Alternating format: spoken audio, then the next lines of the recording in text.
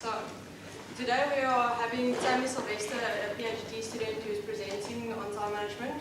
She is a wife, she's doing a PhD, she did a master's, and she is the vice chair of the TPSC as well. So I think this is the best person to give some advice on time management skills. So, Tammy?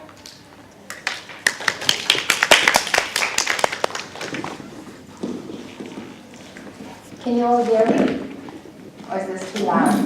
Is it too loud? That's fine. I'm not deafening. Cool. So it's so nice to see you guys all here today. Something cool that we're going to be doing today is we're going to have a competition.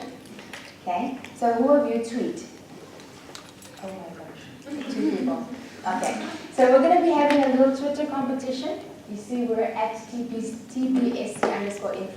The best question or comment on Twitter wins a cool typo calendar to organize their lives. I know maybe you're just wishing you on Twitter now. But then we also have 2 other prizes. So the best comment or question throughout the entire day, whether it's on Twitter or whether you ask it here, gets this very cool weekly planner. And then we also have another calendar up for grabs. So please take part, please ask questions or all of that.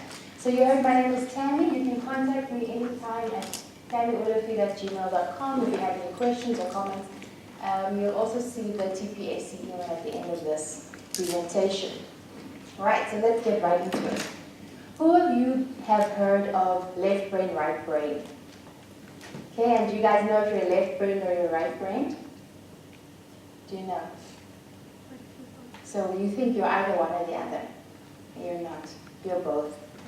So in science, we often need our right brain to creatively come up with solutions and things. So I'm going to just teach you a little thing, a little trick that you can do to get your entire brain working together. It's called the whole brain posture.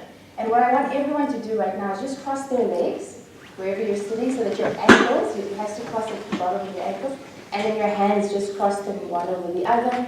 And you can either sit like this, or you can bring it up like that. So whichever way you want to do. And this is something that sort of gets the 2 hemispheres communicating with one another. You have your corpus callosum in the middle, and when people do that or take that position, scientists have actually shown that the pathways light up between the 2 hemispheres. So that just gets you thinking creatively and, a little bit better about that. So we're going to sit in that position for a few minutes while we watch this video. We all need a pep talk.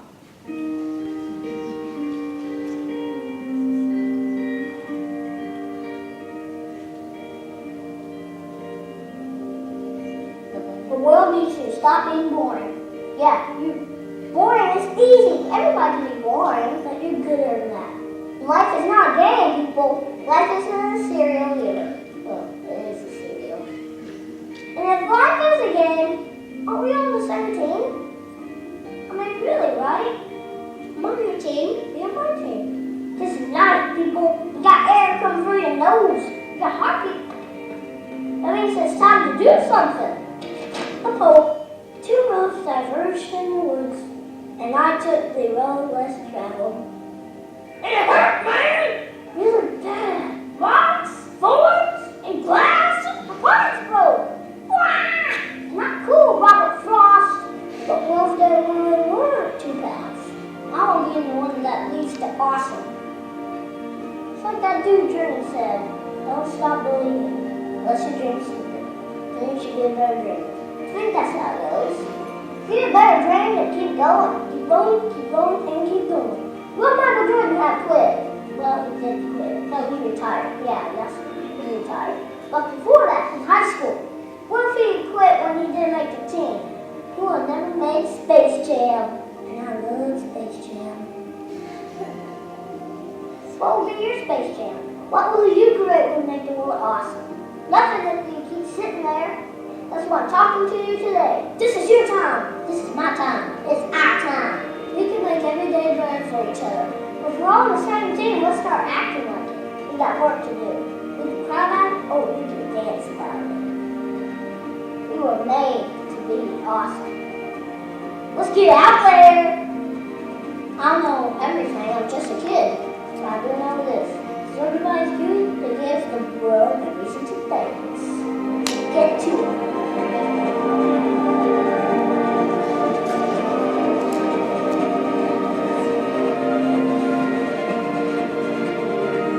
You just did lecture. Create something that will make the world awesome. Cool. How are you guys feeling? Centered? Are you feeling good? Come on, guys. We need some participation. Who wants to win a calendar? Come on. Right? Okay. So if ever you're stressed out or you're feeling overwhelmed, just take this position. And some people might think it's dumb, but you know what? It really works. Just gets you focused and gets you thinking creatively about solving your problems and, you know, getting to the root of what's happening. Cool. So now I'm just going to tell you a few things, my favorite things about time. Non-refundable. So use it with intention. Time management is a misnomer. The challenge is managing ourselves. Do you guys know what a misnomer is? It's an inaccurate way of using a term. So it's not about time management. It's not about managing the time. It's about learning how to manage ourselves so that we can adequately use that time. So either your day can run you or you run your day. And people often complain about a lack of time, when really it's all about a lack of direction. So how do we know what direction to take? We have to set proper goals. And how many of you have heard about SMART goal setting? 1, 2, 3, 4, 5. Okay. So our goals have to be specific. It doesn't help you say, oh, I want a degree. Okay. In what? When do you want it? How do you want to go about it? So when you're setting your goals, be very specific. Decide who's involved in this goal. What do I want to accomplish through this goal or using this goal? Where? Identify a location where you might do this. Like, for example, I want to lose weight. Okay, where? I want to go to the gym 3 times a week. That's more specific. When? Establish a time frame so you know this is going to take I want to have a BSc honors degree from Stellenbosch University in a year's time. Which ID your requirements and possible constraints that you have when identifying this goal, and then why. What are the benefits of actually achieving this goal? Why do you want to have this goal? And this can be broken down into smaller goals, you know, when you're talking about studying for a test or, you know, writing a paper. Make it measurable, because you have to be able to set benchmarks. How are you going to know whether or not you're achieving your goal if you don't have little benchmarks set up? Attainable, it has to be within your realm. So I can't say I'm going to go run the Comrades Marathon at the end of this year. It's more attainable and realistic for me to say I'm going to do a 10-kilometer, you know, in October. And I'm saying the Comrades is unrealistic because I'm not a runner. If I was a runner, that would be something different. So don't set yourself up for failure, right? Relevant goals, what are the things that you can do right now to try and get towards that goal? Is that goal relevant in your life right now? For example, I want to pass my genetics course. Is it relevant to your goal of passing your BSc honors? Yes, it is. And then the last thing, time bound. You need to put deadlines on your goals, all right? Because otherwise they'll just run away with you. Are we together? Are we winning? Did you guys have such a hectic morning that you're not able to speak? Okay, cool. So a goal without a plan is just a wish. So you have to make up a plan. So that is called scheduling. So different people schedule in different ways, and I'm just going to tell you the way that I schedule, all right? So it took me a long time to sort of get to this because I never had someone helping me with it. Sorry, this is just going to take a minute. I never had anyone helping me with, you know, how do I schedule, how do I, you know, set up a timesheet, how do I do all that? So it took me a long time. And I think I've gotten pretty okay at scheduling. So I'm just going to show you the way that I do it. Firstly, I have a year calendar. And Whiteside has been so kind to bring along these big year calendars for everyone. So what you are able to do now is go through your honors or master's course. You know exactly when your tests are scheduled. You know exactly when your assignments are scheduled. So slot them in. Okay? You know when your holidays are going to be. Slot them in so that you know overall what your year is looking like. It doesn't help that you want to set these goals for you, but you're not proactively engaging in what your deadlines, your schedules, and all of that are going to be. Okay? So just highlight exams and project due dates, and then go through your honors guide and see when you can slot in certain test dates. The next thing I do is I have a monthly calendar. Okay? And I like pretty things. That's why I have calendars that look like this.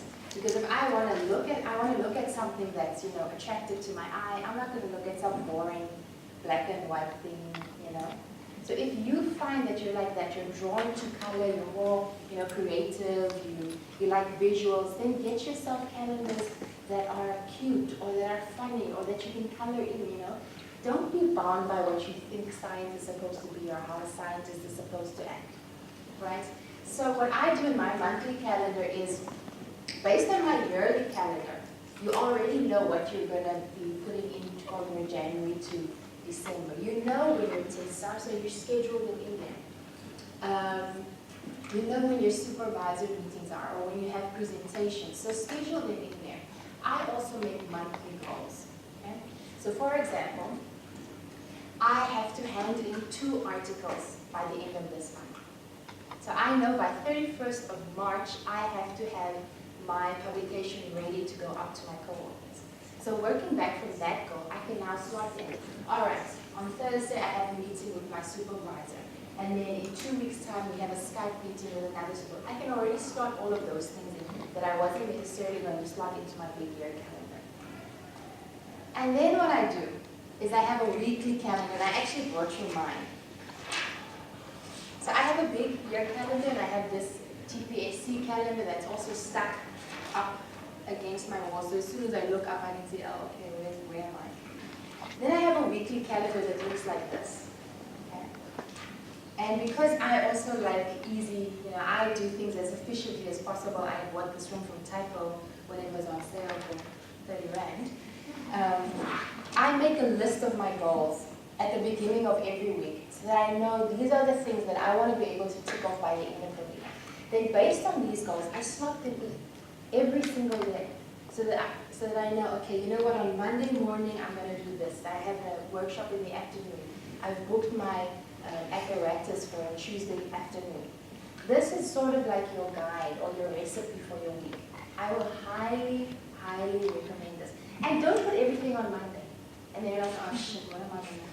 Now, how am I going to be realistic? Don't set yourself up for failure, because so many times we want to achieve so much because we think everything is urgent and everything is a priority. Learn how to space yourself out. Do you have a question? Yes. Okay. How do you get around, bringing the sciences in the lab? Some techniques that you're using, for example, cell culture, you never know when your cells are going to become confluent because, say, it's your first or your second try. So how do you manage your time around that? How do you know, okay, so Wednesday I'm going to be done, I'll do this, but you don't know that. So how do you sort of get around that? Okay. So that's also where mentors and things come in.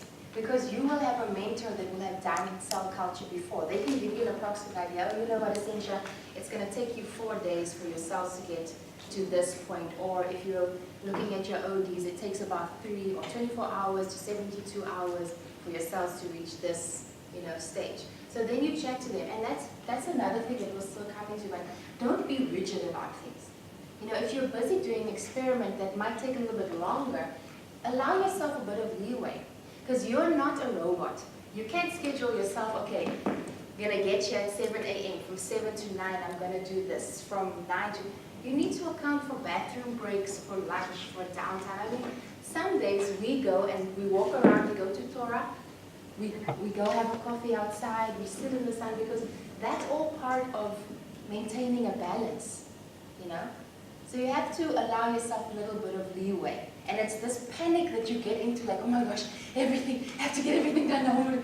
And that's where you take your whole brain position, you just sit and just breathe, and you're like, you know what? It's not worth giving yourself a heart attack over. Okay? So allow the space. It's better to do something 2 days longer or 2 weeks longer than getting into this frenzy and being all panicked and then it doesn't get done anyway. So allow yourself leeway in between your days. Don't schedule every day like from 5 a.m. to 8 p.m. That's how I started. You know, when I first started doing my master's, I was like, because I had to feed rats every single day. We're not lucky like you people here at Southern Bosch that you don't have to take care of your animals. We actually had to feed our rats, I had to clean their cages, I had to, and I gouged them, so I had to pick up every single rat, and you know, that was very difficult. So when I first started off, I had a packed schedule. I was like, yeah man, I'm going to do my master's in a year, and you know what, I just crashed and burned so quickly. And you don't want that. You don't want to get to July, August and feel like, you know what, this isn't for me.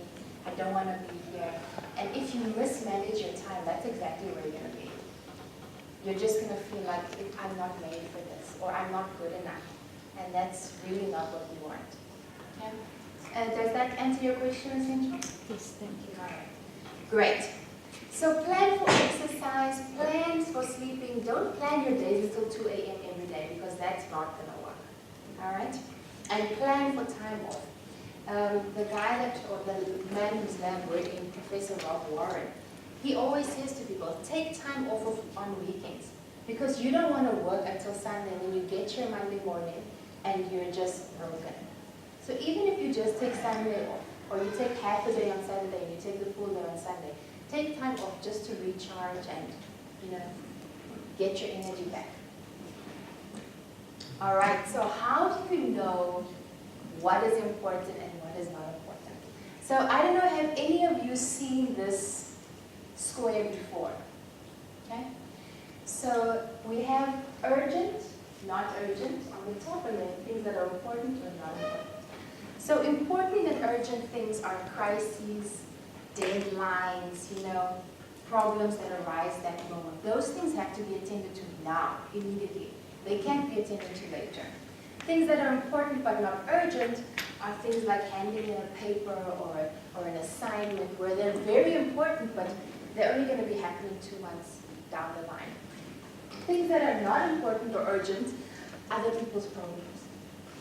You know how your colleagues always come to you like, yo, this is happening, or you know, I sit in a lab which is pretty much open. I don't have a door that I can close, so people are always coming to me with their problems. I'm just like, you know what, I'm sorry, I'm busy right now. So other people's problems are not your problems. If someone comes to you and says they have a problem, just tell them, okay, well, don't make it my problem because then it's not your problem anymore. Right? So try not to, I'm not saying don't be helpful, but there's a time to be helpful. If you're busy with something, just don't deal with that right now. And then things that are not urgent or not important, checking Facebook, you know, getting that email, going through that email, so-and-so is celebrating a work anniversary, and now you want to go check what is their work anniversary from LinkedIn. That's not important. Checking your Twitter or your Instagram. So the thing is, why we get so many, most people live in that first quadrant with urgent and important because they fail to plan. If we stay in the second quadrant, not urgent but important, if we're scheduling and we set up timetables and we stick to our timetables, we're going to be very happy, relaxed people. But because we procrastinate and we put things off until the last moment, we're always in a panic. We always have things we're going to do. It's always urgent. It's always important. Okay? So just try scheduling and see how you will live in that happy space. You see, that's the only happy person. Is it not urgent, important? Great. So you can actually, I have this, if you want me to email this to you, just send me an email, where you can actually list the things that you do on a daily basis and see, you know, how am I really using my time? Am I filling it with things that are not important or things that shouldn't even matter? Okay? And for those people that have an iPhone app, you can also download this Eisenhower app right onto your phone and then, you know, use it to decide what you're going to do, how you're going to schedule. Right. Why do we fail? Why do we get to that point where we're just having a nervous breakdown? Because we don't know how to balance what we need to do, what we want to do, and what we're obliged to do. Okay? So we need to sleep, we need to eat, we need to exercise, we need to have a healthy lifestyle. And we want to hang out with our friends, we want to go to the party, we want to be at the club until 3 a.m. But you know, we also have that obligation of attending classes and preparing for exams and managing stress. And as soon as we let one of those things overflow, then everything suffers. Okay? So, how do we not fail? We create a schedule and we stop procrastinating. And I'm just going to give you a few tips. Oh, I didn't change it. I'm going to come back here. I'm going to give you a few tips on how to stop procrastinating. Okay? So the first test is make it meaningful. How are you going to get up the urge to study for your anatomy test or to do your anatomy, practical or whatever, not the night before, but 2 weeks before when you actually get it? You relate it to why it's important in your life. So you think about, okay, this is really boring, I don't want to spend hours of my time.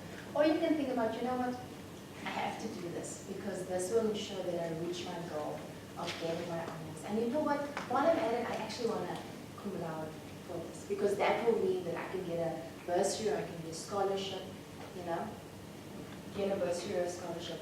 And then take the test apart. How do you eat an elephant? In small bites. So if you know you have this huge assignment that you have to hand in, or you have an exam, break it up into little bits. Your exam isn't just going to be one topic, and even if it's one topic, there are going to be smaller subtopics in that exam.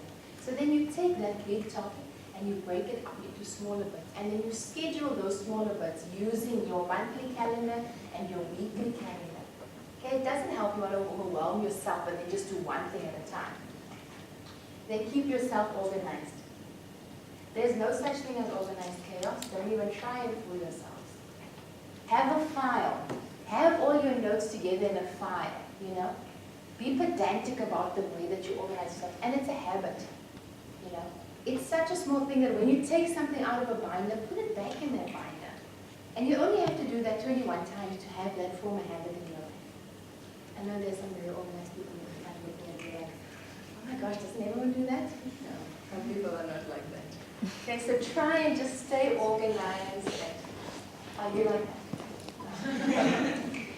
All right, and be positive. It doesn't help you say to yourself, oh, you know what, you're so stupid anyway. Oh, damn it, why do you always leave this to the last moment? Or you won't be able to achieve that anyway. What are you fooling yourself?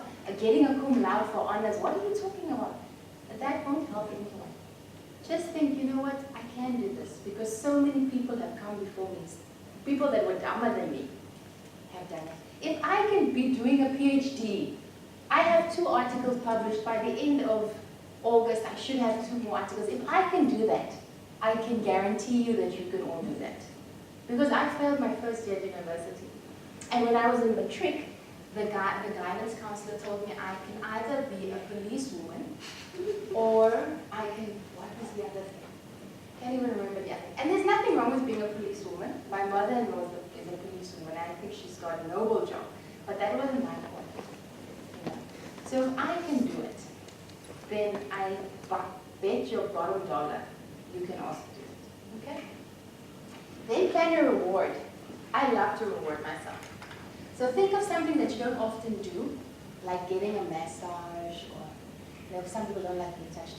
Having a coffee or a milkshake. I also don't have milkshakes. I'm really at your center because I have milkshakes with us. So then plan yourself. Say, you know what, if I get that, if I tick off all my tests this week, on Saturday morning, I'm going to go to, where's a good place for a milkshake? Oh, I'm going to go to the creamery. And I'm going to have a waffle with ice cream or something like that. It doesn't have to be a huge thing. It can just be something small, just to reward yourself. Because that does a lot for your, your motivation. Because you're telling yourself, if you put in the hard work, you're going to be rewarded for it. And then lastly, like Nike says, just do it. Just get down to doing the task. The most important thing that I have to stress to you is balance. And this is going to be throughout your entire degree, throughout your life. Balance is going to be so important. You have to make time for the things that matter. You matter. You have to make time for your sleep, for your exercise. I'm married. I have 2 cats. I have 2 dogs. So those are 5 beings in my house that need attention every single day. So I have to plan for those things. I have to plan to make time for myself. I have to plan to put in the hours here at work and then the hours at home as well. Okay? But most importantly, I have to take care of myself. Because if I'm not doing well, my work isn't going to do well. You know, if I'm struggling, I'm not going to put in my top quality work. And the only thing that's important is not being better than that person, it's being better than you were yesterday. It's putting in your best that you can put in. Okay? So giving your best means that you need sleep, you need rest, you need some downtime. So I know a lot of you will have heard or think that being a post-grad is easy. It's like riding a bike. The bike's on fire, the ground's on fire, and everything's on fire because you're in hell. Do some of you feel like that? Yep. Okay? And you don't have to feel like that. My point is that's not the truth. That's the truth if you put things off and you live in that first quadrant where everything is urgent and everything is important. And your life doesn't have to be like that. If you plan, you prioritize, and you schedule. And you don't have to work harder. You just have to work smarter. You just have to get yourself to do the things that you set out to do on the days that you do it, even when you don't feel like it. That's called building character. Okay? So just organize your week. Schedule your time. Plan for crunch times. That means plan for things that might just jump up or that might be unexpected, that you don't have any idea are going to pop up. Just give yourself a little bit of leeway. And if nothing pops up, cool, then you can spend some time, gaming or whatever you do in your free time. Then prioritize. Make sure you know what is important and what has to be done first. If things aren't important, don't do them. Don't make issues. Like I know some people will then go off. We have a lot of animal lovers in our lab. So then one person's dog will have done something. Then it will distract us all. Then we all want to go listen to what that happened to that dog. And that's not urgent or important, but it's taking us away from things that are. Okay? And exercise. So if you fail to plan, you plan to fail. And you don't want to end up like those dinosaurs, like, oh shit, I forgot to do that, or now you're going to miss the train because you missed the schedule. You forgot to put it on your calendar. Don't forget to put anything on your calendar. I put small things, maybe it's on my, I even put drives on my calendar. We went sandboarding. I put sandboarding on my calendar because I had to remember that we were going to go sandboarding on Saturday. So I put absolutely everything in my calendar. Skype calls, everything. Alright? So, like I said, I am not, or maybe I didn't even say this to you, but I am not the authority on time management. I don't know everything about time management. There are people that have more hectic schedules than I do that do it wonderfully. I phone up my mom sometimes and I'm like, how did you do this? Being a single mother with 2 kids, working 2 jobs, still working in the evening, and you gave us all this attention. Okay? So there are things, I hope there are things today that you can take away, but of course maybe you have some things that you want to share with us that you're doing or that you've heard someone do that you can share with everyone here that can make all of our lives easier, mine too.